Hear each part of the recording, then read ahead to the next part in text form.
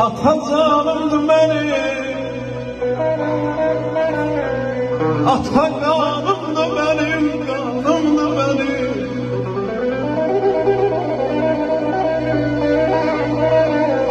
Atasız olan dünya, dünya, dünya neyime lazımdı benim, neyime lazımdı benim.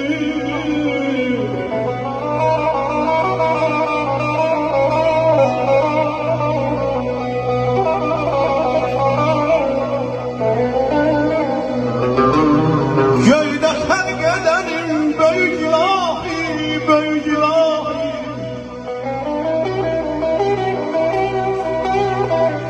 Göyde terk edenim büyük ilahi. Yerde yaradan lafım değil mi? Düşende, düşende sırtına, düşende dara. Her vaxt kömeğine çatan değil mi?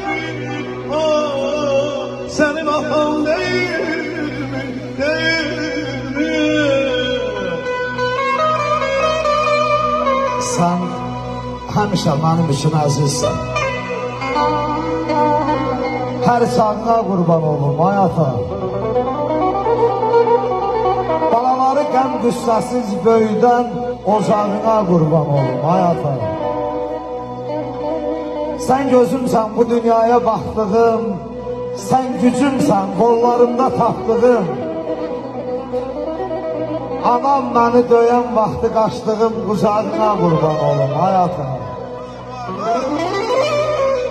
Zülfüqar bəy, atalılar hər möhnətdən uzaqdır.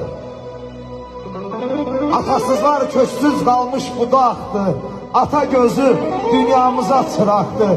Çırağına qurban olum, ay ata. Zəhmətin uzaq değişəni göyə. Koymadın kasıblıq bizləri əyə. Düşmən yaxın gəlmir, sən varsan deyə. Sorağına qurban olum, ay ata. Hər sağına qurban olum, ay ata.